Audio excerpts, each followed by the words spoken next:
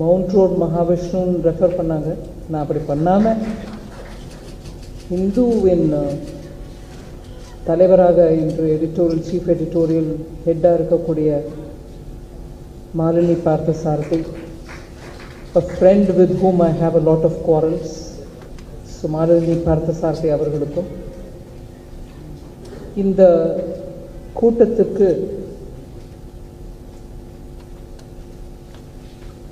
அனைவரையும் வரவேற்ற எச் ராஜா அவர்களுக்கும், அவர் பேசும்போது வீரமொழியில் பேசுவார். ஒரு கவியரசர் பேசின போது அதற்கு முன்னாடி ஒரு வீரமொழியில் பேசக்கூடிய எச் ராஜா அவர்கள் நமக்கு எப்போதுமே ஒரு இன்ஸ்பிரேஷனாக இருக்கக்கூடியவர், கொள்கையில் ரொம்ப கட்டுப்பாடோடு இருக்கக்கூடியவர். அதே மாதிரி இந்த மோடி அட் 20க்கு ஒரு குழுமம், அந்த குழுமத்தில் இருக்கக்கூடிய அனைத்து உறுப்பினர்களுக்கும் ப்ளஸ் இளைய தலைமுறையை பாஜகவில் ரெப்ரசன்ட் செய்யக்கூடிய சூர்யா அவர்களுக்கும், என் முன்னே அமர்ந்திருக்கக்கூடிய பெரியோர்களே, தாய்மார்களே, பாரதிய ஜனதா கட்சி தொண்டர்களே, இதர நண்பர்களே, கட்சி சார்பற்றவர்கள் நிறைய பேர் வந்திருக்கீங்க. உங்களுக்கும் உங்கள் எல்லாருக்கும் என்னோட பணிவார்ந்த வணக்கங்கள்.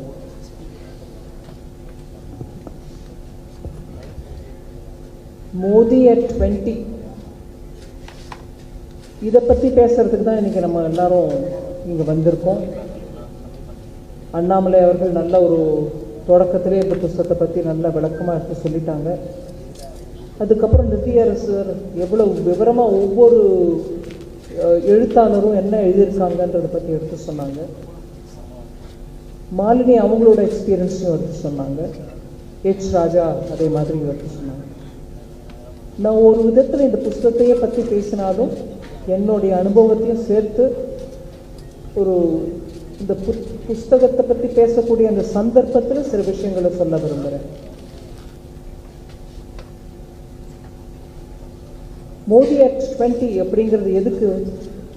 20 ஆண்டு காலமாக மக்களால் தேர்ந்தெடுக்கப்பட்டு முதலமைச்சராகவோ அதன் பின்னால் மக்களால் தேர்ந்தெடுக்கப்பட்டு பிரதமராக இன்று வரைக்கும் செயல்படுத்தி கொண்டிருக்கிறதுனால அது எல்லாத்தையும் சேர்த்து போட்டு 20 வருஷம். இன்னைக்கு ஆக்சுவலாக பார்த்தீங்கன்னா அது 22 வருஷம், அதோட கொஞ்சம் மேலே கூட ஆயிடுச்சு. அந்த 22 வருஷமும் மக்களுக்கு பதில் கொடுக்க வேண்டிய பொறுப்புள்ள ஒரு பதவியில் இருந்துக்கிட்டு ஒவ்வொரு முறையும் மக்களிடையே போய் நம்ம செஞ்சது என்ன, செய்ய வேண்டியது என்ன, பாக்கி இருக்குன்றது எடுத்து சொல்லக்கூடிய அந்த பொறுப்பில் இருந்த போதும் மக்கள் அவரை தேர்ந்தெடுக்கிறாங்க திரும்ப திரும்ப திரும்ப. ஏன் இன்னைக்கு தேதிக்கு நீங்கள் தேர்தல் ஒவ்வொரு தேர்தலையும் பார்த்தா கூட மக்கள் கணக்கெடுக்கிறாங்க. ஒவ்வொருத்தரும் என்ன பண்ணுறீங்க, மக்களுக்கு என்ன பண்ணியிருக்கீங்க, என்ன பண்ணலை, என்ன சொன்னீங்க, என்ன சொல்லலை, சொன்னதை நிறைவேற்றினீங்களா அப்படிங்கிற அந்த அளவில் தூக்கி எடுத்து பார்த்து தான் மக்கள் ஓட்டு போடுறாங்க. அதனால தான் ஜனதா ஜனார்தன் அப்படின்னு ஹிந்தியில் சொல்கிறோம். மக்களுக்கு எல்லாமே தெரியும். இந்தியன் ஓட்டர் நோஸ் ஆல் அப்படிங்கிற அளவுக்கு மீடியா கூட தேர்தல் சமயத்தில் மக்களுக்கு எல்லாம் தெரியும், நீங்கள் ஒன்றும் முன்ன பின்ன ஏமாத்துற மாதிரி பேசுகிறாதீங்கன்ற அளவுக்கு கேள்வி கேட்கக்கூடிய ஜனநாயகம் நம்ம நாட்டில் இருக்குது. இன்னைக்கு அந்த அளவு இருக்கக்கூடிய ஒரு ஜனநாயகத்தில் மீடியாவும் சோஷியல் மீடியாவும் கூட வெளிப்படையாக ஒவ்வொரு நாளும் அரசின் மூலமாக என்ன நல்ல செயல்கள் நடக்கின்றன, எந்த அளவுக்கு அந்த செயல்கள் மக்களுக்கு உபயோகமாக இருக்குது அப்படிங்கிறத எடுத்து சொல்கிறாங்க. அதோடு இல்லாமல் சிட்டிசன் ஜேர்னலிஸ்ட் அப்படிங்கிற அந்த லெவலில் மக்களே அவங்க ஜேர்னலிஸ்ட்டை இல்லாட்டினாலும் ஒரு இடத்துல போய் இது பாருங்கள், இதுதான் அங்கே நல்ல ரோடு போட்டிருக்கோன்றாங்க, 2ஆம் நாளே மழையில் அது பேர்ந்து புழியும் குண்டுமா இருக்குது, இது மக்களுக்கு நல்லதான்னு கேட்குற அளவுக்கு இன்னைக்கு ஜனநாயகம் அவ்வளவு பவர்ஃபுல்லாக இருக்குது நம்ம நாட்டில். இதில் மக்களால் திரும்ப திரும்ப 20 வருஷமாக தேர்ந்தெடுக்கப்பட்ட, அதாவது ஒரு 3 எலெக்ஷனில் 2002, 2007, 2012 தப்பாமல் ஜெயிச்சுக்கிட்டே வராங்க. இன்னும் அதிக மெஜாரிட்டியோட குஜராத்தில். அதற்கப்புறம் 2014 நாடு முழுவதும் கேம்பெயின் பண்ணி மக்களுடைய ஒப்புதலை பெற்று சிங்கிள் லார்ஜஸ்ட் மெஜாரிட்டியை ஜெயிச்சு அதுக்கப்புறம் 2019 திருப்பியும் ஜெயிச்சு வர்றதுன்னா ஒரு சாமானியப்பட்ட விஷயம் இல்லை. இது நான் முன்னாடியே ஒரு உதாரணம் அவங்களுக்கு சொல்றேன். இந்த மாதிரி ஒரு சாமானியப்பட்ட விக்டரி இல்லை எலெக்ஷன்ல அப்படின்னு நான் எடுத்து சொல்றதுக்கு உதாரணத்தை சொல்றேன். இந்த புக்ல சில பேர் அதை பத்தி சொல்லியிருக்காங்க. ஆனால் நான் முன்னாடி சொன்ன மாதிரி இந்த புக்ல இருக்கிற விஷயமும் சொல்றேன், சிலது என்னுடைய அனுபவங்கள்லேருந்து கலந்து சொல்றேன். மக்களோட ஒரு டைரக்ட் தொடர்பு வச்சிருக்கக்கூடிய தலைவர், மக்களுடைய எண்ணங்கள் என்ன இருக்குன்றது அவங்களோட பேசி தெரிஞ்சு கொள்ளக்கூடிய தலைவர். இதுல பாஷா அப்படிங்கிறது எனக்கு ஒரு விதமான தடங்களும் இல்லை. நீங்க உங்க தாய்மொழியில பேசினா கூட நான் கேட்டுக்கிட்டு அதை புரிஞ்சுக்கிறேன், யார் மூலமாவது டிரான்ஸ்லேட் பண்ணிக்கிறேன். எந்த ஒரு பகுதியும் நான் விட்டுற மாட்டேங்கக்கூடிய தலைவர். அதனாலதான் ஒரு கவர்னன்ஸையே ஷேக்கப் பண்ணியிருக்காங்க. அவரு அடிக்கடி பிரதமர் ஐயா சொல்லுவாங்க, நான் இன்னைக்கு பதவியை அனுபவிக்கிறதுக்கு இங்க வரல, ஆட்சியில இருக்கணும், அரசாட்சி பண்ணணும்ன்றதுக்கோசம் நான் வரல. ஹிந்தியில மூல் சூர் பரிவர்த்தன், அதாவது அடிப்படையை மாற்ற வேண்டும் என்ற எண்ணத்தோட தான் வந்திருக்கேன். அடிப்படையை எங்க மாற்றணும்? அடிப்படையா மாற்ற வேண்டிய நிலைமையா இருக்கா நம்ம நாடு? நான் தான் முதல்ல சொன்னேன், ஜனநாயகம் நல்லா இருக்கு, நல்ல உறுதியா இருக்கு, மக்கள் அதுக்கு கொடுக்குறாங்க, ஊக்குவிக்கிறாங்க, அவங்க கையில் இன்னைக்கு போன் மூலமாவே தெரிவிக்கிறாங்க. இதெல்லாம் நான் முன்னாடியே சொல்லிட்டேன். ஆனாலும் அந்த அளவுக்கு கவர்னன்ஸை ஷேக்கப் பண்ண வேண்டிய தேவை இருக்கா? குஜராத்லயும் இருந்துச்சு, இங்கேயும் இருந்துச்சு, இருக்குது. அந்த மாதிரி ஃபண்டமெண்டல் ஷேக்கப் பண்ண வேண்டியதுதான் என்னுடைய நோக்கம். அதை நான் பண்ணி தீருவேன் அப்படிங்கிற எண்ணத்தோடு தான் முன்னாடி போயிட்டு இருக்காரு. ஏன் அந்த ஃபண்டமெண்டல் வேணும் நம்மளுக்கு? அந்த ஷேக்கப் எதுக்கு வேணும்? நான் சும்மா உதாரணத்துக்கு சொல்றேன். 2014 உலக அளவில் ஏதோ 2008-09 வந்த ஒரு சிறியனா அப்பா அது பெருசா இருந்துச்சு, ஒரு பெரிய பினான்சியல் கிரைசிஸ் வந்தது. அதனால உலகத்துல எடுக்கக்கூடிய டிசிஷன்ஸ், அமெரிக்கால அவங்க பேங்க்ல என்ன ரேட்டு போடுறாங்க இன்ட்ரெஸ்ட்டுக்கு, அமெரிக்கால பணப்புழக்கத்தை பத்தி அவங்க என்ன நிர்ணயம் எடுக்கிறாங்க, அதெல்லாம் கூட நம்மளுக்கு இன்னைக்கு தாக்குதல். இன்னைக்கும் இல்லை, அன்னைக்கும் இல்லை, எப்பொழுதுமே தாக்குதல் இருக்கும் உங்க குளோபல் எக்கானமியில்.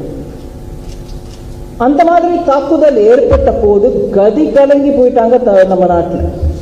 உங்க எல்லாருக்கும் தெரியும், அரசுல இருந்தவங்க சாமானியப்பட்டவங்க, இப்போ டாக்டர், அதாவது பிஹெச்டி மூலமா எக்கனாமிக்ஸ்ல அதிகாரி, பெரிய பெரிய ஹார்வர்ட்ல படிச்சுட்டு வந்தவங்க எல்லாம் மினிஸ்டர்ஸா இருந்தவங்க தான் ஏளனம் பண்ணாங்க மோடி ஐயா. உங்களுக்கு என்ன தெரியும் எக்கானமியை பத்தி அப்படின்னு பேசினவங்க எல்லாம் அப்ப ஆட்சியில இருந்தாங்க. கதி கலங்கி போயிட்டாங்க. நம்ம நாட்டில் ஃப்ரஜைல் ஃபைல், அதாவது உலகத்தில் இருக்கக்கூடிய எக்கானமிஸ் எல்லாத்தையும் அளவறிஞ்சு பார்த்தோம்னா ரொம்ப நாசூக்கான நிலைமையில் இருக்கக்கூடிய, தத்தளிச்சு இருக்கக்கூடிய நிலைமையில் இருக்கக்கூடிய 5 நாடுகள் இருந்தா அதுல பாரத தேசமும் ஒண்ணு அப்படின்ற நிலைமைக்கு வந்துருச்சு நம்ம எக்கானமி. அது 2013-14 ஏன் வந்துச்சு நம்மளுக்கு புரியாதா? ஹார்வர்ட்ல படிச்சவங்க எல்லாம் இருந்தாங்களே. நான் அரசியல் பேசுறேன், தப்பா நினைச்சுக்காதீங்க. இந்த நாட்டுக்கு 1991 எக்கானமியை ஓபன் பண்றதுக்கான திட்டங்களையும் நரசிம்மராவ் அவர்கள் தலைமையில போட்ட அதே மந்திரி தான் இன்னைக்கு பிரதமரா இருக்கார். நீங்க என்ன பேசுறீங்கன்ற அந்த அளவுக்கு கேள்வி கேட்ட அந்த காலத்துல எக்கானமி தத்தளிச்சிச்சு. நான் இன்னைக்கு சும்மா ஒரு கம்பேரிசனுக்கு சொல்றேன், அதோட 100 மடங்கு இன்னைக்கு உலக அளவுல ப்ராப்ளம், 100 மடங்கு ப்ராப்ளம். ஏன்? கரோனா பேண்டமிக் வந்துச்சு, எக்கானமி எல்லாம் நில தடுமாறி ஒரு ஆல்மோஸ்ட் ஹால்ட்டுக்கு வந்துருச்சு, நின்றுடுச்சு, வண்டி நின்றுடுச்சு, முன்னேறல. அந்த மாதிரி நிலைமை எல்லா நாட்டிலும் இருந்தா கூட நம்ம நாட்டிலையும் இருந்துச்சு. நம்ம ஒரேடியா லாக்டவுன் பண்ணிட்டோம். ஏன்னா அப்போ யாருக்கும் என்ன ஐடியா இல்லை, வேக்சின் இருக்கா நமக்கு, இல்லை வேக்சின் இல்லை, மக்களை எப்படி காப்பாத்துறது. லாக்டவுன் பண்ணதுனால நம்ம எக்கானமியும் ஒரு நெகட்டிவ் growth லெவலுக்கு போயிடுச்சு. இருந்தாலும் உடனடியா அதற்கு தேவையான அளவு எல்லா சீஃப் மினிஸ்டர்ஸோடையும் கலந்து ஆலோசனை பண்ணி பேசி அவங்களோட நம்பிக்கையை கொடுத்து நம்ம எல்லா இடத்துல இருந்து எங்கே இருந்தாவது வரவழைப்போம். பிபிஇ கிட் கூட நம்ம கிட்ட இல்லை, இந்த டாக்டர்ஸ் போட்டுக்கிறதுக்கோ பேஷண்ட்ஸ் போட்டுக்கிறதுக்கோ கிட்டு கூட இல்லாத நிலைமையில அதையும் வரவழைச்சுக்கிட்டு முன்னின்று எல்லாருக்கும் தைரியத்தை கொடுத்து நான் வரவழைக்கிறேன், நீங்க கவலைப்படாம இருங்க அப்படின்னு மந்திரிகள் ஒவ்வொருத்தரும் ஒவ்வொரு மாநிலத்தோட பேசி உங்களுக்கு என்ன வேணும், எந்த நேரத்தில் எப்படி எப்படி அனுப்புறது அப்படிங்கிறதையும் பண்ணி ஏழைகளுக்கு உணவை இலவசமாக கொடுத்து இந்த நாட்டை காப்பாற்றி வேக்சின்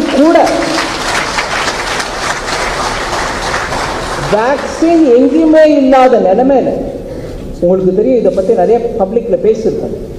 போலியோ வேக்சினோ இல்லை வேற ஏதாவது தடுப்பூசிகள் நம்ம குழந்தைகளுக்கு கொடுக்க வேண்டிய தடுப்பூசிகளை கூட வெளிநாட்டில் தயார் பண்ணின பிறகு கிட்டத்தட்ட ஒரு 2-3 வருஷம் நம்ம கெஞ்சி கேட்டு அதை வரவழைக்கிறதுக்கான பணம் கொடுத்து அதை வரவழைச்சு அதுக்கப்புறம் நம்ம பிள்ளைகளுக்கு கொடுக்க வேண்டிய நிலைமையில இருந்த பாரத நாட்டில் இன்னைக்கு அந்த தடுப்பூசி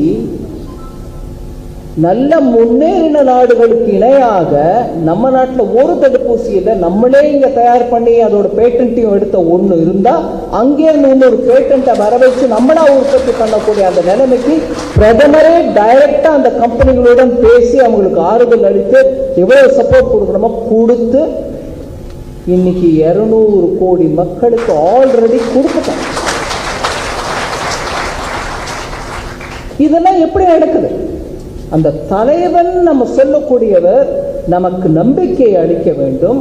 அதே மாதிரி செயல்படுத்துற ஒவ்வொரு கொடுத்த வாக்குறுதியையும் அதை செயல்படுத்தி காட்டும் போது எல்லாரோடைய சேர்ந்து கலந்து ஆலோசித்து எப்படி பண்ணா நல்லா இருக்கும், அதை பண்ணலாம் அப்படின்ற அந்த அளவுக்கு பங்கேற்பு இருக்கணும். அதை செய்து காட்டுறவர் தான் மோடி, திருப்ப செய்து காட்டுறவர் தான் மோடி. அதனாலதான் மக்கள் அவரை ஆதரிக்கிறாங்க. இதை ஃபண்டமெண்டல் சேஞ்ச் நான் எதுக்கு சொன்ன ஆரம்பிக்கும் போது 2013 அந்த ஒரு இன்சிடென்ட் ஃபினான்ஷியல் கிரைசிஸ் ஆஃப் 2008க்கு தாங்கிக்க முடியாத அளவுக்கு ஃப்ரஜைல் ஆகி போய் இன்ஃப்ளேஷன் ஒரு பக்கம் ஓடுது, இன்னொரு பக்கம் இவங்க செலவு, இன்னொரு பக்கம் அணை கட்ட முடியாத அளவுக்கு கரப்ஷன் இத்தனையும் இருந்துச்சு. ஆனா இப்போ 8 வருஷம் மோடியோட ஆட்சியில நான் கேள்வி கேட்கிறேன், கரப்ஷன் எங்கேயாவது காதல ஊந்துச்சு அவங்களுக்கு? நல்ல ஆட்சி கொடுக்கறதோட இல்லாம நாட்டு மக்களுடைய பணம் எங்க போய் சேரணுமோ அங்க போய் சேரணுமே தவிர என்னோட சொந்த பையில போய் சேரக்கூடாதுன்ற அந்த எண்ணத்தோட நடத்துறாரு மோடி. அதனாலதான் போடுற திட்டத்துல நியாயமா ஆரம்பத்திலிருந்து கடைசி வரைக்கும் பங்கேற்று அழகா எடுத்து சொன்னாங்க. ஒவ்வொரு கிராமத்தையும் அது அந்த சாப்டர் நிருபேந்திர மிஸ்ரா அவர்களுடைய சாப்டர்ல இருந்து அண்ணாமலை அவர்கள் சொன்னாரு, அதுல விவரமா சொல்லு. மோடி ஐயா திட்டம் போடும்போது எப்படி போடுற ஒன்னு ஆரம்பிக்கிறாங்க, அது ஒரு அளவுக்கு சக்சஸ் ஆகணும், அந்த மாடலை நம்ம அந்த மாடியூல வளர்க்கணும். இந்த சக்சஸ்ஃபுல் மாடல் ஒரு வீடு கட்டுற மாதிரி தான், ஒரு செங்கல் மேல இன்னொரு செங்கல் வை, அழுத்தம் நல்லா பலமா போடு, அதுக்கப்புறம் ஒன்னா ஏற்றிட்டு போ, அப்ப வீடு முழுமையா கட்ட முடியும். ஒரு கிராமத்தின் வரைக்கும் முதல்ல எலக்ட்ரிசிட்டி எடுத்துட்டு போ, அதுக்கப்புறம் கிராமத்துல இந்த கிராமம் வரைக்கும் போயிடுச்சுன்னா பக்கத்தில் இருக்கக்கூடிய எல்லா கிராமத்தையும் கவர் பண்ணு, அந்த மாநிலத்தை கவர் பண்ணு, அதுக்கப்புறம் நாடு முழுவதும் ஒவ்வொரு மாநிலமா கவர் பண்ணு, எல்லா கிராமத்துக்கும் போய் சேர்ந்துருச்சா அடுத்த ஸ்டெப் எல்லா வீட்டுக்கும் எடுத்துட்டு போ.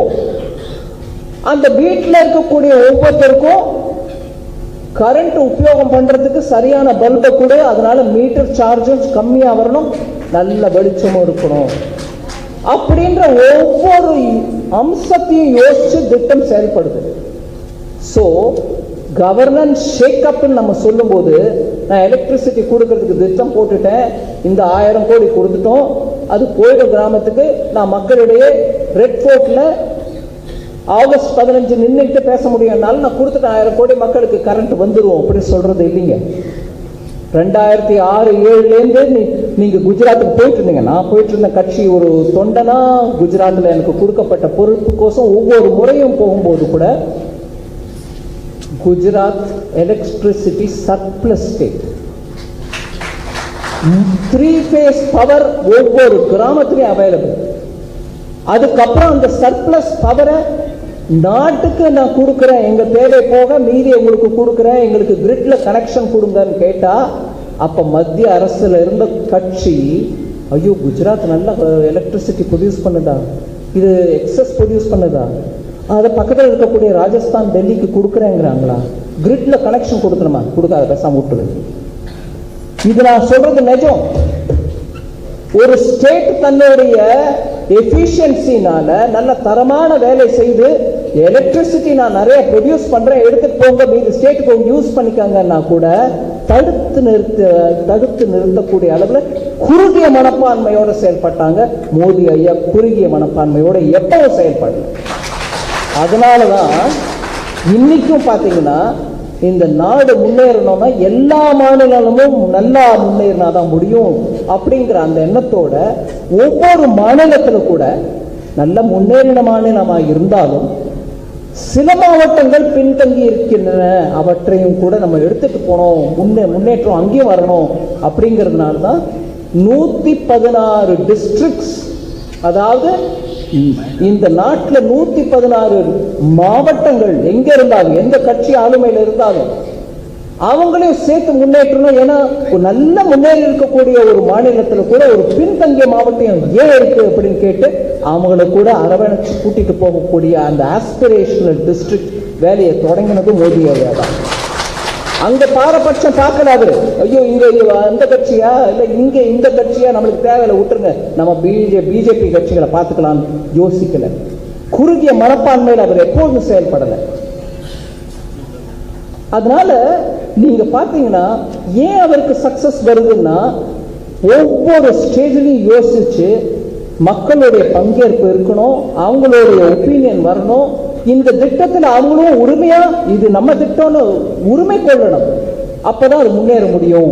அப்படிங்கிற அளவுக்கு தான் அந்த ஜன்தனோட உபயோகம். நம்மளுக்கு ராஜா அண்ணன் பேசும்போது சொன்னார், எங்கேயோ ஒரு 4 கோடி 5 கோடி இருந்தது, இன்னைக்கு 42 கோடி மக்கள் வரைக்கும் போயிருக்கு, அக்கௌண்ட் ஒவ்வொருத்தருக்கும் ஓபன் பண்ணிருக்காங்க. அப்போ நான் MOSஆ இருந்தேன், அந்த மினிஸ்டர் ஆஃப் ஸ்டேட்ல இருந்தேன். அந்த திட்டம் ஆரம்பிக்கும் போது ஏளனம் செஞ்சாங்க, அக்கௌண்ட்ல 0 பேலன்ஸ் இருக்குங்க, இவங்களுக்கு போய் அக்கௌண்ட் ஓபன் பண்றீங்க, பேங்க் எங்கிருந்து செலவு பண்ணும், இந்த அக்கௌண்ட் மெயின்டைன் பண்றதுக்கு அவங்களுக்கு செலவாகுமே தவிர அந்த அக்கௌண்ட்ல இருந்து பணம் ஒன்றும் கிடைக்காது பேங்க்குக்கு, ஏன் ஓபன் பண்றீங்கன்னு கூட கேட்டாங்க. 0 பேலன்ஸ் அக்கௌண்ட்டுக்கு நீங்க அக்கௌண்ட் இத்தனை கட்டாயமா எல்லாருக்கும் அக்கௌண்ட் கொடுக்கறேன்னா நடக்காதுங்க.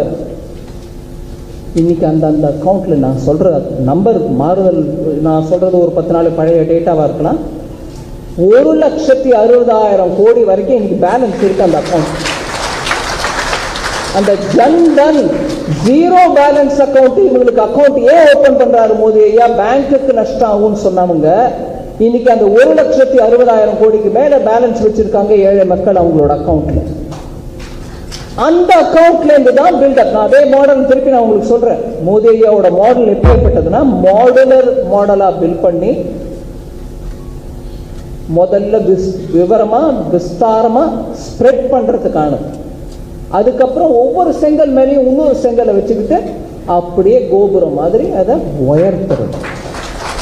அஸ்திவாரத்தை சரியா போடு, ஒவ்வொரு கல்லா போடு, அதுக்கப்புறம் ஒவ்வொரு கல்லு மேலேயும் இன்னொரு கல்லை வையி அந்த கோபுரத்தை நல்லா உச்சமா உயரமா கூட்டிட்டு போ. இந்த மாடல்ல போறதுனால ஒவ்வொரு திட்டமும் அது உயர்த்த சேச்சுரேஷன் பாயிண்ட்டுக்கு வரும். இனி இன்னொருத்தருக்கு கொடுக்க வேண்டிய தேவையில்லாத அளவுக்கு அந்த திட்டம் நல்லா வளர்ந்துருச்சு. அதன் மூலமா சக்சஸ்ஃபுல். இப்ப ஜன்தன்ல அப்படிதான் ஆரம்பிச்சு அது ஸ்ப்ரெட் ஆகுதுங்கும் போது எல்லாருக்கும் ரூபே கார்டு கொடுத்தாங்க. நீ கார்டுக்கு செலவு இல்லாம இந்த கார்டு எடுத்துக்கோ.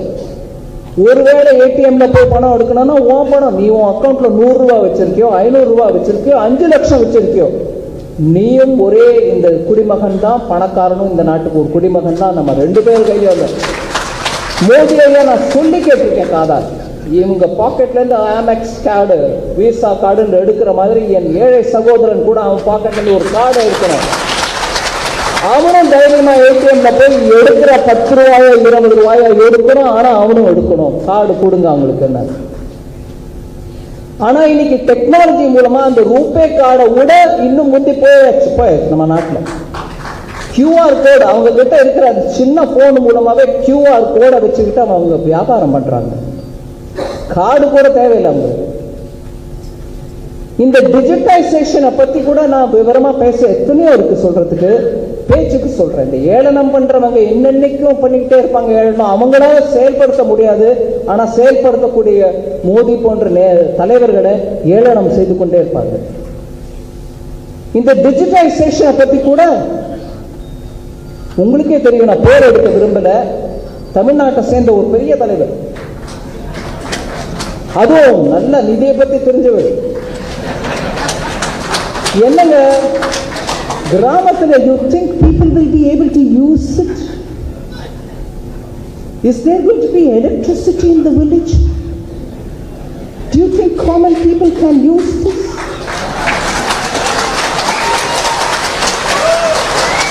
இங்கிலீஷ் வருங்க, எல்லாருக்கும் வரும் இங்கிலீஷ் எல்லாருக்கும் வரும்.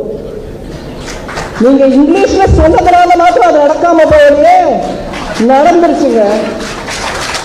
கிராமமா எலக்ட்ரிசிட்டி இருக்குது, கிராமமா இன்னைக்கு ஆப்டிக்கல் ஃபைபர் போய் சேர்ந்துருக்குது. கிராமமா மக்கள் அவங்களோட சின்ன சின்ன வியாபாரிங்க கூடங்க கியூஆர் கோடு வச்சிருக்கா. அப்படி நீ 1/2 கிலோ வெண்டைக்காய் வாங்குறிய, வாங்கிக்க, அந்த கியூஆர் கோட்ல பணத்தை போடுங்க. ஏளனம் பண்றது ஈஸிங்க. கிராமத்தில் இருக்கக்கூடிய மக்கள் முன்னேறணும்ன்றதுக்கு என்னெல்லாம் திட்டம் போடணும், அவங்களுக்கு எத்தனை வகை உதவி பண்ணணும், அந்த கியூஆரா போனா அது ஓமொழியில் நான் கொடுக்குறேன், தமிழ்ல கொடுக்குறேன், தெலுங்குல கொடுக்குறேன், கன்னடத்துல கொடுக்குறேன், எடுத்துக்க அப்படின்னு ஒவ்வொரு முறையும் அதை முன்னேற்றத்துக்கு, அதை இன்னும் வளர்க்கறதுக்கு, அது இன்னும் திறம்பட செயல்படுறதுக்கு திட்டம் வகுத்துக்கிட்டே இருக்கக்கூடிய ஃபர்டைல் பிரெயின் அது. அதனால நம்ம ஒரு இடத்துல உட்கார்ந்துட்டு ஏளனம் பண்றது ஈஸியே தவிர செயல்படுத்தி காமிச்சிட்டாரு. இப்ப என்ன சொல்றீங்க? அததான் அந்த புக்ல இருக்கக்கூடிய ஒவ்வொரு எழுத்தாளரும் பேசுறாங்க. அந்த புக்ல இருக்கக்கூடிய ஆசிரியர்களை பாருங்க, இளைஞர்கள் இருக்காங்க, ஸ்போர்ட்ஸ்ல இருக்கிறவங்க இருக்காங்க, டாக்டர்கள் இருக்காங்க, டெக்னாலஜி எக்ஸ்பர்ட்ஸ் இருக்காங்க. 30-40 வருஷமா அரசியலையும் அரசியல்வாதிகளையும் பார்த்த அதிகாரிகள் இருக்காங்க. ஒவ்வொருத்தரும் எடுத்து சொல்றது என்ன? நாட்டுக்காக, நாட்டு மக்களுக்காக, ஏழைக்காக யோசிச்சு யோசிச்சு யோசிச்சு திறம்பட இன்னும் நல்லா பண்ணணும்ன்ற அந்த ஒரு உத்வேகத்தோட பண்ணக்கூடிய தலைவர் இவர் அப்படிங்கிறாங்க. அவங்க பாஷையில அவங்க விதத்துல சொல்றாங்க. அதனாலதான் நான் சொல்றேன், இந்த கரோனா டைம்ல, இந்த பேண்டமிக் டைம்ல எந்த அளவுக்கு மக்களுக்கு உபயோகம் செய்யணும், எந்த மக்களுக்கு எப்படி செய்யணும், எந்த அளவுக்கு செய்ய முடியும் நம்மளால அந்த அளவுக்கு செய்யணும். கண்டபடிக்கு நம்மளுக்கு அட்வைஸ் கொடுத்துட்டு இருந்தாங்க, எல்லார் கையிலையும் இதை கொடுங்க, எல்லார் கையிலையும் அது கொடுங்க, நீங்க கொடுக்கல அதனால நம்ம நாடு சீரழிய போகுது. நல்வாக்கு சொல்றதுக்கு குறைச்ச மக்கள் தான் இருக்காங்க. எப்ப பாரு நம்ம கெட்டு போயிடுவோம்னு சொல்றதுக்கே நிறைய பேர் இருக்காங்க. இப்ப கூட பாருங்க, எனக்கு நம்ம நாட்டை சுத்தி இருக்கக்கூடிய எல்லா விதமான நாடுகளும் நல்லா இருக்கணும், நம்மளோட நெய்பர்ஹுட் நல்லா இருக்கணும்ன்ற எண்ணம் தான் எல்லாருக்கும் இருக்கும். நம்மளும் இன்னொரு ஒரு ஸ்ரீலங்கா மாதிரி ஆயிட போறோம். யாருக்கு நல்வாழ்க்கை சொல்றீங்க? நம்ம இலங்கையில் இருக்கக்கூடியவங்க எல்லாரும் நல்லா இருக்கணும், நம்மளும் உதவி பண்ணணும், நம்ம பண்ணிட்டு தான் இருக்கோம். அவங்களுக்கும் உதவி பண்ணுங்க, நம்ம நாடும் நல்லா இருக்கணுங்க, நல்லா பார்த்துக்காங்கன்னு சொல்றது போய் இலங்கை மாதிரி நீங்களும் ஆயிடுவீங்க. போதையோட அண்டர்ஸ்டாண்டிங் ஆஃப் எக்கனாமிக்ஸ் என்ன விரும்புறீங்க நீங்க அப்படி ஆகணும்னு? அதனால இதே எண்ணத்தோட நாட்டை பத்தி சிந்திக்காம, ஒரு தலைவனை எனக்கு பிடிக்கலன்றதுனால நான் கண்ட வரைக்கும் என்ன வேணா பேசுவேன். ஐயா, நீங்க 2013 சாதிச்சு காமிச்சிருக்கலாமே.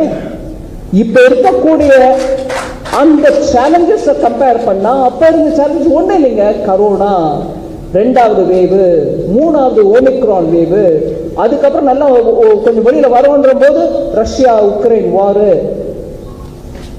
ஒண்ணு மாத்தி சேலஞ்ச் வந்துகிட்டே இருக்கு. ஆனா மக்களுக்கு அதோடைய கஷ்டம் வரக்கூடாதுன்றதுக்கு எத்தனையோ முயற்சி எடுத்துட்டு இருக்காரு மோடி ஐயான்றது உங்களுக்கு திட்டவட்டமா தெரியும். சரி, இன்ஃபிளேஷன் 7 வரைக்கும் போயிடுச்சு, என்ன பண்ணிட்டு இருக்கீங்க? ஐயா 12 13 இருந்துச்சு உங்க காலத்துல. ஃபுட் இன்ஃபிளேஷன் 12-13% இருந்துச்சுங்களே உங்க காலத்துல. அப்ப இருந்துச்சு இத்தனை Omicron, second wave, third wave, Russia, Ukraine இருந்துச்சா? ஒன்றும் இல்லைங்களே. இருந்தாலும் உங்களால செய்யப்படுத்த முடியல. ஏன் பண்ண முடியும்? மக்களோட கஷ்டத்தை, ஏழ்மையை அனுபவிச்சவர் மோடி. அதனால ஏழையின் கஷ்டத்தை அனுபவிச்சவங்க உணர்ற அளவுக்கு அவரும் உணர்றார். அதனால எப்படி பண்ணணும், என்ன பண்ணணும், உடனடியாக பண்ணுங்க அப்படின்னு சொல்லக்கூடாது. ஒரு ஒரு ஒரு உதாரணத்துக்கு சொல்றேன். Fundamental change. 30 வருஷத்துக்கு முன்னாடி நம்ம கிராமத்தில் நம்ம எப்படி இருந்தோம் அப்படின்னு எத்தனை விளக்கமா எடுத்து சொன்னா கூட, இன்னைக்கு தேதி எப்படி ஆயிட்டோம்னு எடுத்து சொன்னா கூட, அனுபவ ரீதியை பார்க்கறது வேற. கவர்மெண்ட் ஆஃப் இந்தியாவில் இருக்கக்கூடிய உயர் அதிகாரிகள், செக்ரட்டரி லெவலுக்கு வந்த அதிகாரிகள், அதாவது 32 வருஷம் மினிமம் சர்வீஸ் போட்ட அதிகாரிகளை அவங்க ஃபர்ஸ்ட் போஸ்டிங் எங்க இருந்தாங்களோ அங்க போங்க. ஃபர்ஸ்ட் போஸ்டிங்னா அவங்க ஐஏஎஸ்ஓ அண்ணாமலை அவர்கள் ஐபிஎஸ் இருந்தவர், அவருக்கும் தெரியும். ஃபர்ஸ்ட் போஸ்டிங் நீங்க 24 வருஷம், 25 வருஷம், 26வது வயசுலயோ நீங்க கிராமத்துல போஸ்டிங்ல இருந்த போது அந்த கிராம நிலைமை எப்படி இருந்துச்சு, இப்ப அந்த நிலைமை எப்படி இருக்குன்னு போய் பார்த்துட்டு வாங்கன்னு சொல்லி அவங்க ஃபர்ஸ்ட் அவங்க போஸ்டிங் எங்க இருந்துச்சோ அங்க போக சொன்னார். போய் அங்க ஒரு 3 நாள் இருந்துட்டு வாங்க, சொல்லுங்க இன்னும் என்ன நம்ம பண்ணணும் மக்களுடைய நலத்துக்கு அப்படின்றத நீங்க சொல்லி நான் பண்ணி காட்டுறேன். அந்த அளவுக்கு அதே மாதிரி தான் இன்னொன்று, நான் ஃபண்டமெண்டல் சேஞ்ச் பண்றதுக்கு ஷேக்கப் பண்ண வந்திருக்காரு மோடி ஐயா அப்படின்னா இன்னொரு உதாரணம் சொல்றேங்க. 70 வருஷமா இந்த நாட்டில் பத்மா அவார்ட்ஸ், பத்மபூஷன், பத்ம விபூஷன், பத்மஸ்ரீ பெரிய பெரிய ஆளுங்களுக்கு தான் கிடைக்கும்.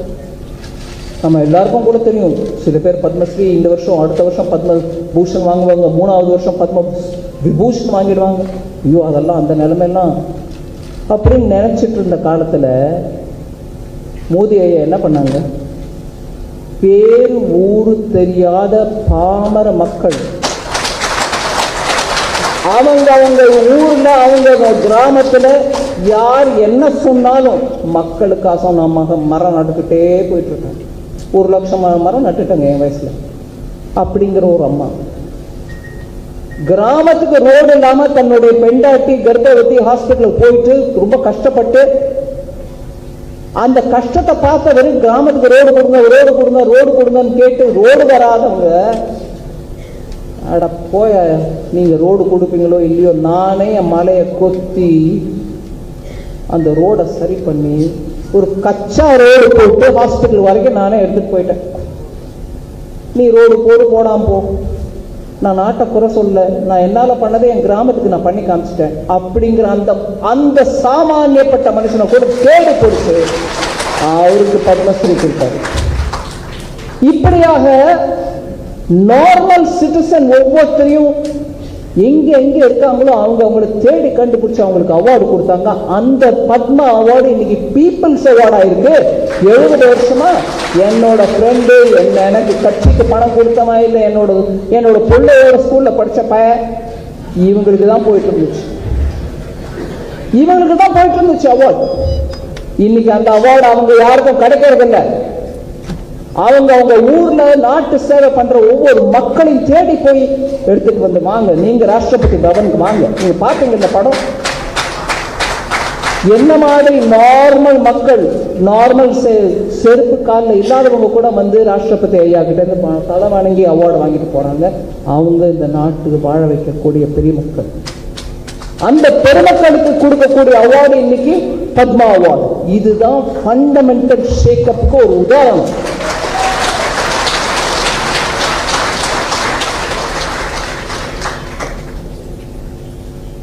அதே மாதிரி இந்த ஒரு உதாரணம் திருப்பி சொன்னாங்க, மாலினி பார்த்தசாரதி அவர்கள் பேசும்போது சொன்னாங்க, பகீரத பிரயத்தனம் செய்தார் அமிஷ் திரிபாதி சொன்னார். அவர் செய்யற ஒவ்வொரு முயற்சியும் பகீரத பிரயத்தனம் தான். உதாரணத்துக்கு நீங்க குஜராத்ல ஒரு சீஃப் மினிஸ்டர் இருந்த போது நான் கிராமத்துக்கு போய் பார்த்தேன். குஜராத் வறண்ட பிரதேசம், நதிகள் இல்லை. பெரும்பாலும் நம்ம சிவகாசி அந்த ஏரியாவில் போய் பார்த்தீங்கன்னா எப்படி இருக்கும், அந்த அளவுக்கு வறட்சி இருக்கக்கூடிய ஏரியா. அதோட அந்த ட்ராபிக் ஆஃப் கேன்சருக்கு மேல இருக்கு. வெயில் கொளுத்த வருஷம் முழுக்க. அந்த ஊர்ல சபர்மதி நதி எடுத்துட்டு போய் இன்னைக்கு கட்ச் வரைக்கும், அதாவது கட்சுங்கிறது உப்பங்கழி, அங்க வரைக்கும் போயிருக்குது. அது ஒரு விதம். ஆனா ஒவ்வொரு கிராமத்திலையும் நீங்க போர்வெல் போட்டு போட்டு போட்டு தண்ணி டேபிள் வாங்க, வாட்டர் டேபிள் வாங்க, மண்ணுக்கு அடியில எவ்வளவு கீழே போயிடுச்சு தண்ணின்னு பார்த்தா நீங்க இன்னும் 1000 ஃபீட் போட்டா கூட தண்ணி கிடைக்காது உங்களுக்கு. அந்த நிலைமையில போயிடுச்சு. அதுல ஒவ்வொரு கிராமமா போய் மக்களை கெஞ்சி கேட்டு, நான் ஒரு திட்டம் போடுறேன், நீங்க கொஞ்சம் நீங்க பொறுத்துக்கங்க, கஷ்டமா இருக்கலாம், ஆனா கிராமத்துல இருக்கக்கூடிய வாட்டர் டேபிள் மேல வரணும் அப்படின்னு செஞ்சதுனால இன்னைக்கு குஜராத்ல மழை வரலன்னா கூட ஒரு சீசன் நிம்மதி அவங்க போட முடியும். அந்த கிரவுண்ட் வாட்டர் சேஞ்ச் கொண்டு வரதுக்கு மக்களோட உட்காந்து அவங்களை கேட்டாரு. நான் ஒன்றும் இதை சம்பாதிக்க போறதில்லை, எனக்கு ஒன்றும் வரப்போறது, ஆனால் உங்க கிராமத்துக்கு நல்லுங்க, நீங்க இப்படி பண்ணுங்கன்னு மக்களோட உட்காந்து. அதே தான் இன்னைக்கு கர் கர் பானி, கர் கர் நல் சே ஜல். என்னது? ஒவ்வொரு வீட்டுக்கும் குழா தண்ணி கொடுக்குற. நம்ம இந்த திட்டத்தை நாட்டில் கேள்விப்பட்டிருக்கோம். எப்படியோ ஒவ்வொரு வீட்டுக்கும் கிராமத்துக்கும் பைப் வரும், தண்ணி வராது. அந்த நிலைமை மாறி இன்னைக்கு பைப் லடாக்ல வீடு வீடுக்கா போயிருக்கு. வீட்டுல தண்ணி வருது, பைப்ல சோசியல் மீடியால போடுறாங்க அவங்களே.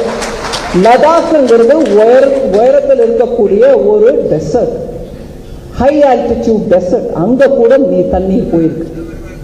அதாவது இதெல்லாம் இந்த உதாரணத்திலிருந்து நான் சொல்ல வர்றது என்னன்னா, திட்டம் போடுறதுக்கு முன்னாடியே மக்களுடன் கலந்து ஆலோசனை செய்யறது, திட்டம் போட்ட பிறகு அதை செயல்படுத்துறதுல ஒவ்வொரு நாளும் அதை பத்தி யோசிக்கிறது, பீரியாடிக்கா ரிவ்யூ பண்றது.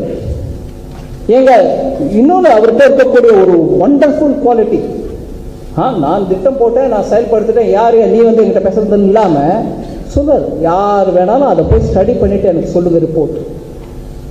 ஐஏஎம்மா, இந்தியன் இன்ஸ்டிடியூட் ஆஃப் சயின்ஸா, இல்ல டாடா இன்ஸ்டிடியூட் ஆஃப் ஃபண்டமெண்டல் ரிசர்ச்சா, யார் போறீங்களோ போங்க, திட்டத்தை நல்லா ஆராய்ச்சி பார்த்துட்டு எனக்கு ரிப்போர்ட் கொடுங்க. தயங்காம கிரிட்டிசிசம் இருந்தாலும் நான் ஏத்துக்கிறேன், எனக்கு கொடுங்க. அதனாலதான் இன்னைக்கு நீங்க பாக்குறீங்க, கோவிட் ஆனாலும், ரஷ்யா உக்ரைன் வார் ஆனாலும், எக்கானமி இன்னைக்கு பல நாடுகள், முன்னேற்றம் அடைஞ்ச பல நாடுகள் ரிசெஷன்ல போயிட்டு இருக்கு. ரிசெஷன்னா என்ன? ஒரு குவார்டர்ல நெகட்டிவ் growth, அடுத்த குவார்டர்ல நெகட்டிவ் growthனா that country is declared as a country in recession. பின்தங்குது 2 குவார்டரா பின்தங்கிட்டே இருக்கு, முன்னேற்றத்துக்கு வழி இல்லாம இருக்கிற நாடு ரெசெஷன்ல இருக்கீங்க நீங்க. ஹிந்தியில மந்தி அப்படின்வாங்க. அந்த அளவு முன்னேற்றம் அடைஞ்ச நாடுகள் கூட இன்னைக்கு அந்த ரெசிஷன் பாதையில போயிட்டு இருக்காங்களே தவிர, நான் சொல்லலைங்க, மோடி ஐயா சொல்லிங்க. மூடிஸ் அப்படின்னு ஒரு ஏஜென்சி சொல்றாங்க, ரெசிஷன்ல இறங்கக்கூடிய அளவுக்கு ரிஸ்க்ல இருக்கக்கூடிய நாடுகளோட பட்டியலை போடுறாங்க. இது 80% இந்த நாடு ரெசிஷன்ல போகுது, இது 70% ரெசிஷன்ல போகுது, இந்த நாடு எப்படி போகுது. அந்த லிஸ்ட்ல 0% சான்ஸ் இருக்குது இந்தியா.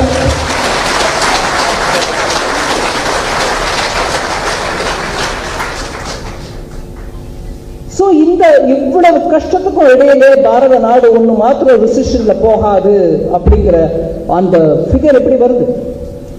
ஐஎம்எஃப் ஒரு 6 மாசத்துக்கு ஒரு தடவை அவங்க ரேட்டை போட்டுக்கிட்டே இருப்பாங்க.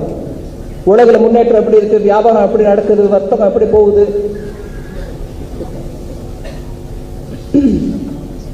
உலக அளவில் growth எப்படி இருக்க போகுது, பின்தங்குமா முன்னேறுமா, இதை 6 மாசத்துக்கு ஒரு தான் அவங்க சொல்லிட்டே இருப்பாங்க. அதனால அந்த நம்பர் மாறிட்டே இருக்கும். இந்த நாடு இவ்வளவு growth அடையும், இந்த நாடு இவ்வளவு growth அடையும்ன்றதுல மாறுதல் வந்துட்டே இருக்கும். உலக growth எப்படி இருக்கும்னு சொல்லும் போது ஐஎம்எஃப் சொல்றாங்க, நாங்க முன்னாடி சொன்ன அந்த நம்பரை மாத்திரம், உலக growth ஸ்லோ அடையுது, எல்லா நாடுகளும் ஸ்லோ அடைகிறாங்க. நாங்க முன்னாடி 5% growth தான் இருக்கும்னு சொல்லிருந்தா இன்னைக்கு 3% கூட இருக்காது போல இருக்குது. அதனால சான்ஸ் எல்லா நாட்டிலையும் growth குறையும் அப்படின்னு அவங்க சொல்லிட்டு இருக்கும்போது, நம்மளுக்கு 8.2 இருக்கும் அப்படின்னு சொன்னவங்க இப்ப நம்மளோட குறைஞ்சு 7.2க்கு எடுத்துட்டு வந்தா கூட உலகத்திலேயே ஃபாஸ்டஸ்ட் க்ரோயிங் எக்கானமி இந்தியா தான்ங்கிறாங்க. இந்த வருஷம் மாத்திரம் இல்லை, அடுத்த வருஷமும் அப்படின்னு கூட சொல்றாங்க. இதுல எந்த ஒரு நாடும் அந்த நிலையில இல்லைங்கிறதையும் எடுத்து சொல்றேன். அதனால ஒவ்வொரு விஷயத்திலையும் நீங்க பாருங்க, எக்கானமியா இருக்கட்டும், மக்களுக்கு போய் சேர வேண்டிய ஒவ்வொரு சர்வீஸும் மக்களுக்கு போகுதா இல்லையான்னு பார்க்கணும்னா பாருங்க. இப்படியாக நீங்க ஸ்டடியே பண்ணுங்க, ஸ்டடி பண்ணி எனக்கு சொல்லுங்க நாங்க சரியா பண்றோமா இல்லையான்னு ஆத்ம விசுவாசத்தோட கேட்கக்கூடிய அந்த தலைவர்ங்கிறவர் மோடி. என்ன கிரிட்டிசைஸ் பண்ணாலே அவர் என்னைக்கும் சொல்லல, விஷயத்தை எடுத்து சொல்லுங்க, அதுல குறை நிறைய இருந்தா நான் சரி பண்ணி காட்டுறேன். அந்த தைரியம் ஏன் வருது? தனக்கென்று ஒன்றும் இல்லாம நாட்டுக்கோசம் தான் பண்றேன்ற அளவுக்கு அவர் பண்றாருன்றதுனால தான் அந்த தைரியம் வருது. நீங்க சொல்லுங்க, நான் கேட்கிறேன், அதுக்கு பதிலும் கொடுக்குறேங்க. அது ஒளிச்சு மறைக்கிறதுக்கு உங்க ஒண்ணுமே இல்லை விஷயம்.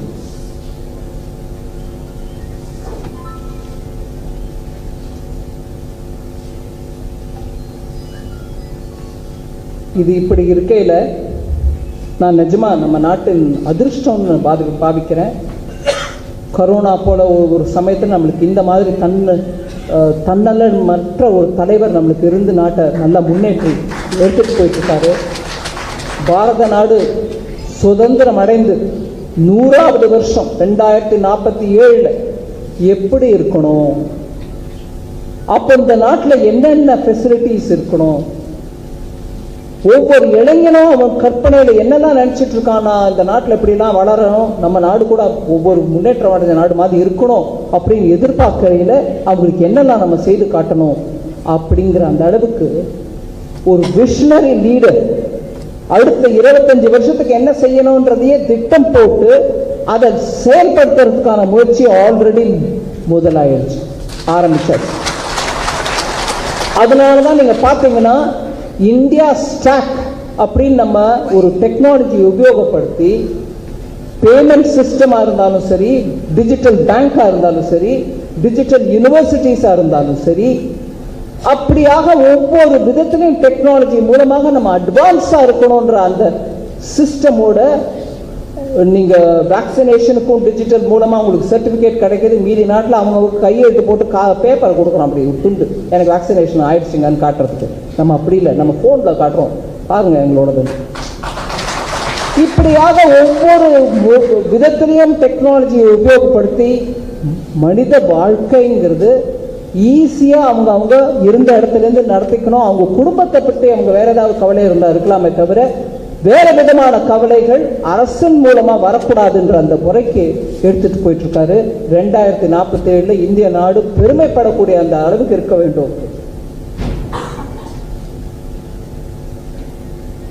லாஸ்டா ஒரு வார்த்தை ஆத்ம நிர்பர் பாரத் பத்தி சொல்ல விரும்புறேன்.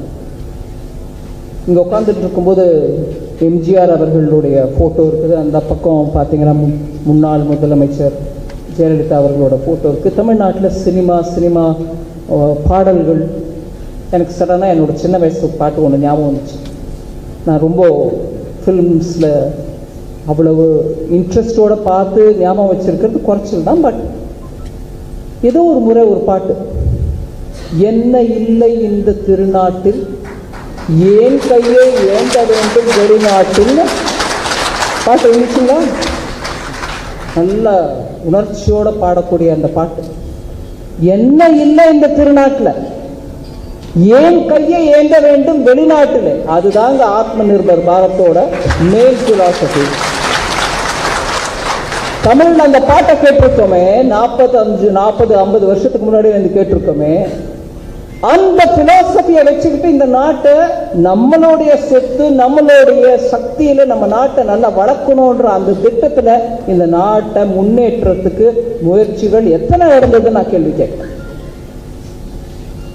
அதை தான் நடத்தி காட்டுறார் இன்னைக்கு பிரதமர் மோடி ஐயா. சில சமயம் தமிழ்நாட்டில் பிரச்சாரத்தின் போது நம்ம தம்பிகள் நிறைய பேர் சொல்லுவாங்க, கர்ம வீரர் காமராஜர் கண்ட கனவு இன்னைக்கு செயல்படுத்துறார் மோடி ஐயா. அதே மாதிரிதான் எம்ஜிஆர் அவர்கள் பாடின பாடல்கள்ல இருந்து வர லைன் ஒன்னும் கூட செயல்படுத்துறாரு மோடி ஐயா தான். ஆனா தமிழ்நாட்டில இருந்து இன்னைக்கு வரைக்கும் மத்திய அரசுல பங்கேற்றுக் கொண்ட ஒவ்வொரு கட்சியும் எத்தனை ஆட்சியில் இருந்தாலும் அந்த மாதிரி யோஜனையோட முன்னேற்றம் அடையலை, அந்த செயல்படுத்தலைங்கிறத நான் தைரியமா எடுத்து சொல்லுவேன். அதனால இந்த புக்கில் பலதரப்பட்ட ஆசிரியர்கள் மூலமா மோடி ஐயாவை தூரத்திலேருந்தோ பக்கத்திலேருந்தோ பார்த்தவங்க நிறைய விவரமா எடுத்து சொல்லிருக்காங்க, எளிமையான பாஷையில் எடுத்து சொல்லிருக்காங்க. அதை இன்னைக்கு எனக்கு அண்ணாமலை அவர்கள் தமிழாக்கத்துக்கான முயற்சியும் நடந்துட்டு இருக்குன்னு சொல்றாரு. சீக்கிரத்தில் இந்த புக்கு தமிழ்லையும் உங்களுக்கு கிடைக்கும். தயவு செஞ்சு அதை படிங்க. நீங்க பிஜேபி சப்போர்ட்டரோ இல்லையோ படிங்க. ஏன்னா இந்த நாட்டுக்கு பேர்பட்ட ஒரு தலைவன் கிடைச்சு இந்த மாதிரி ஒரு சங்கடமா இருக்கக்கூடிய நிலையில கூட நாட்டை ஒரு நிமிஷம் கூட கவலைக்கிடப்பட வேண்டிய நிலைமை இல்லாம நடத்திட்டு போயிட்டு இருக்கக்கூடிய ஒரு தலைவனை பற்றி தெரிஞ்சுக்க வேண்டிய கடமை நம்ம எல்லாருக்கும் இருக்குன்னு சொல்லி இந்த வாய்ப்பு அளித்ததுக்கு ரொம்ப நன்றி. ஜெய்ஹிந்த்.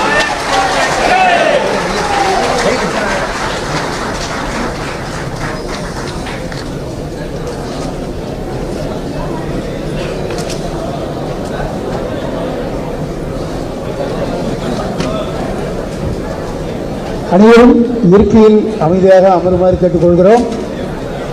இன்னும் நிகழ்ச்சி முற்று பெறவில்லை. இந்த நிகழ்ச்சி தேசிய கீதத்துடன் முடியும் பொழுது இதற்கு